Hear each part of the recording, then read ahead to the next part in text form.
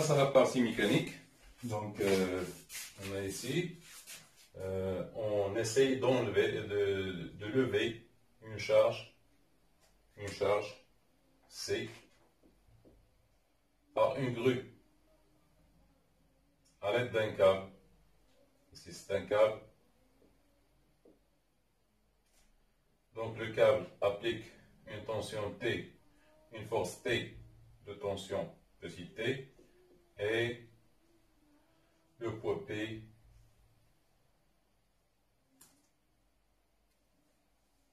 donc puisque donc Z au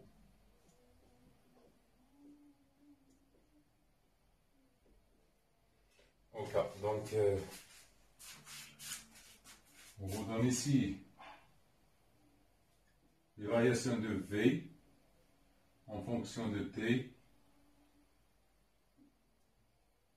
qui est sous cette forme-là. 4, 8, donc vous avez ici 12.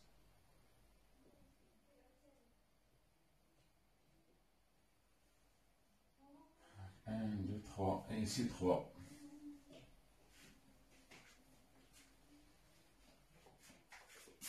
Ici 4 secondes.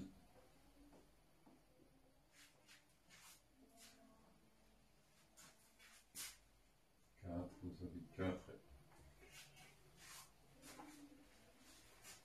Donc déterminer la nature du mouvement du centre d'inertie G dans chacun des intervalles de temps 0,3 pendant 0,3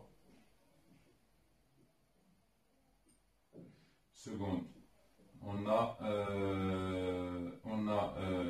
A à quoi est égal à dV sur dt qui est égal à quoi? C12 sur 3 qui est égal à 4 mètres par seconde au carré qui est constante.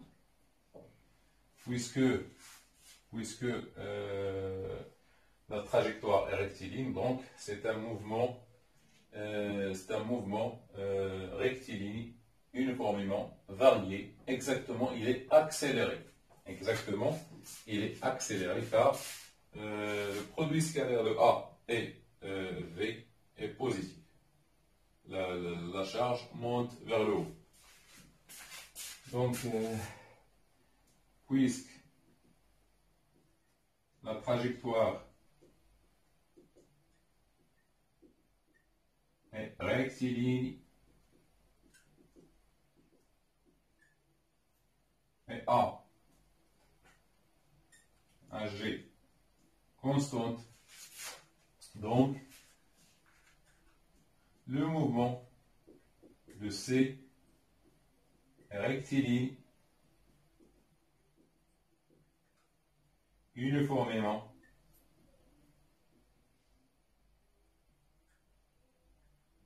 varié. Uniformément varié. Il est accéléré. Ici, vous pouvez accélérer car AG fois V est supérieur à 0. Donc, dans 3 et 4. 3 secondes, 4 secondes. On a V constante. Ce qui implique que dV sur dt égale à 0. Donc, le mouvement est rectiligne uniforme. Donc, le mouvement de C est rectiligne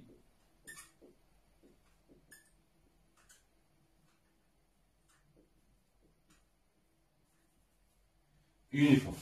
On passe à la deuxième question 1-2.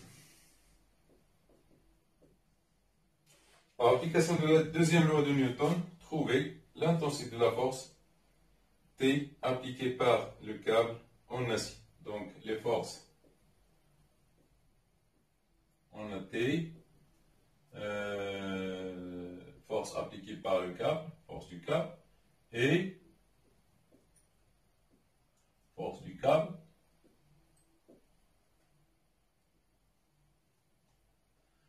P fois 2C.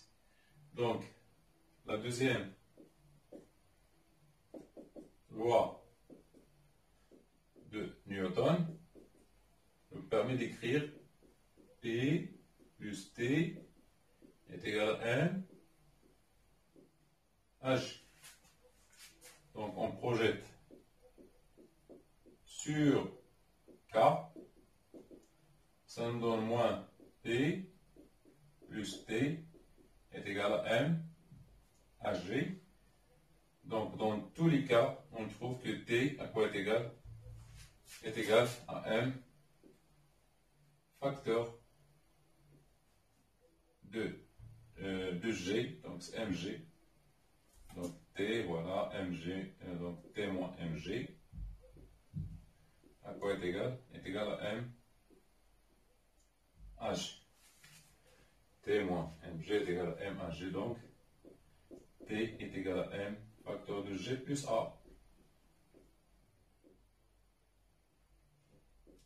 Donc dans 0,3 secondes, T est égal à M, c'est 400, facteur de 9,8, moins 4. On trouve T sensiblement, je vais faire le calcul. Donc,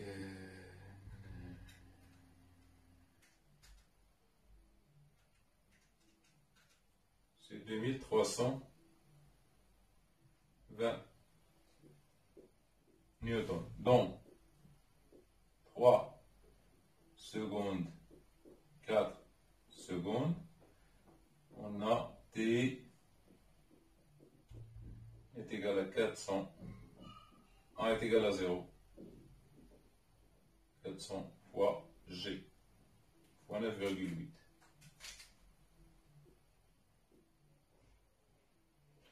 Donc 400 fois 9,8.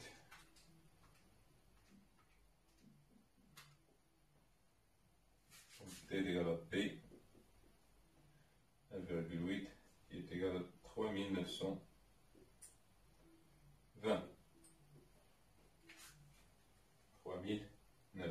Ici c'est plus, non pas moins.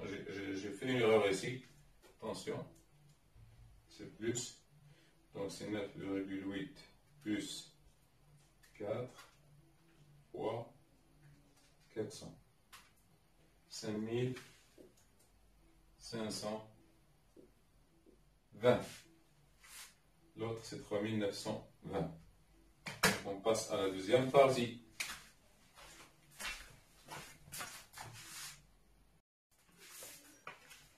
La partie 2, mécanique. Donc, porte sur la chute avec frottement.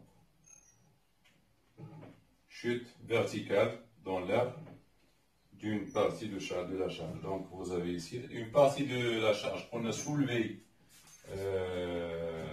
auparavant. Donc, cette charge se trouve à l'instant T, cette charge, S, à un instant T est égal à 0, qui coïncide avec l'origine des axes de l'axe OY. J, à T est égal à 0. À T est égal à 0. Donc, il est soumise. Donc, il est soumise lors de ce mouvement. Il est soumise à son poids P et à la force de frottement F. F est égal à moins K V au carré fois J. Avec K est égal à 2,7, système international. Donc, on néglige l'action de la poussée d'Archimède, déterminée par analyse dimensionnelle limitée de la constante K dans le système international. Attention, dans le système international, c'est-à-dire le système MKSA, c'est-à-dire masse, masse, seconde, ampère, Kelvin, etc. Kilogramme, mètre, et la règle.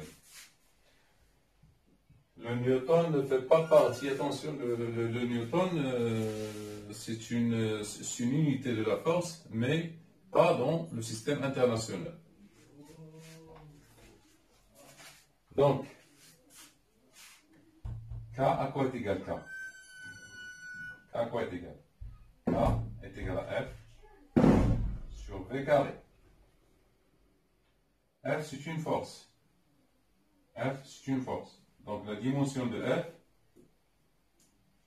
est égale à la dimension de P, qui est égale à la dimension de M, fois G. C'est une force, ça c'est une force, donc deux forces, elles ont la même dimension. Donc, M, c'est quoi?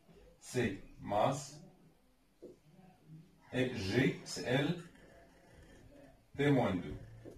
ML, T-2. Donc, K, la dimension de K, c'est ML, T-2,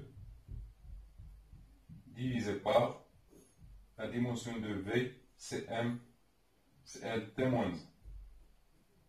Le tout au carré. V, c'est longueur par temps. Donc, qui est égal à M, L, T-2, sur L au carré, T-2. Donc, la dimension de K, à quoi est égal? Donc, c'est M, L, moins 1.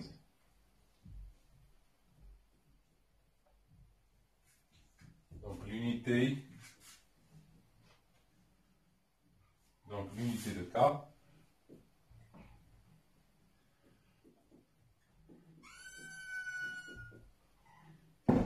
et donc, masse, donc kilogramme, mètre, moins 1. Kilogramme, c'est de dimension masse, et le mètre de dimension longueur. Deuxièmement,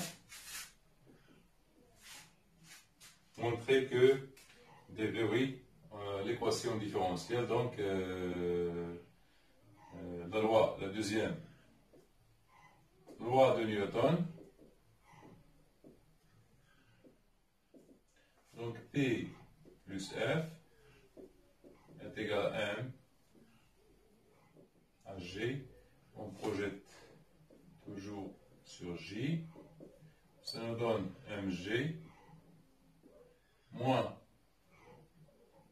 k fois v carré qui est égal à m dv sur dt. Donc ou bien dv sur dt plus k sur m fois v carré est égal à g. Donc on calcule dv sur dt plus k, donc c'est 2,7 sur 30, v carré est égal à 9,8. Exactement, vous avez dv sur dt plus 9 10 moins 2. Donc v carré est égal à 9,8. C'est l'équation de Monod. Deuxièmement, troisièmement, déterminer la vitesse limite, v limite du mouvement. Donc, de 3. V est égal à v limite pour t est égal à t l'infini. T l'infini. C'est-à-dire dv sur dt est égal à 0 pour t est égal à l'infini. dv sur dt pour t est égal à t l'infini. Voilà. Qu'est-ce qu'on veut dire par cette expression? Donc, et les limites. Donc, v limite, elle est constante. Donc, dv sur dt est égal à 0. Donc, def 9, 10, moins 2, v limite est égal à 9,8. Ou bien v limite qui est égal à la racine au carré ici. Donc, est égal à 9,8 sur 9, 10 moins 2, qui est sensiblement égal à 10,4 mètres par seconde. La dernière question, c'est de 4. Sachant que la vitesse du centre d'inertie, donc c'est une méthode de l'air, on vous donne V1 qui est égal à 2,75 mètres par seconde, et on vous dit de déterminer V2. Donc V2, comme vous le savez, V2 est égal à V1 plus A1 delta T. Il nous faut A1. Donc A1, à quoi est égal? On revient à V1. Donc A1 qui est égal à D de V1 sur dt, qui est égal à quoi? D de V1 sur dt, qui est égal à 9,8 moins 9, 10 moins 2 fois V1 au carré. Donc A1, on revient à l'équation différentielle. Donc, à l'équation différentielle, on détermine A1. On trouve A1 est égal à 9,8 moins 9, 10 moins 2 fois V1 au carré, 2,75 au carré. Donc A1, j'ai trouvé, tout calcul fait, c'est 9,12 mètres par seconde au carré. Donc, on remplace dans V2, donc est égal à 2,75 plus 9,12 fois 2,4, 10 moins 2. Donc, j'ai trouvé, vous refaites les calculs s'il vous plaît, c'est 2,96 mètres par seconde. Merci pour votre attention. S'il y a des questions, vous me les laissez dans les commentaires. Allez.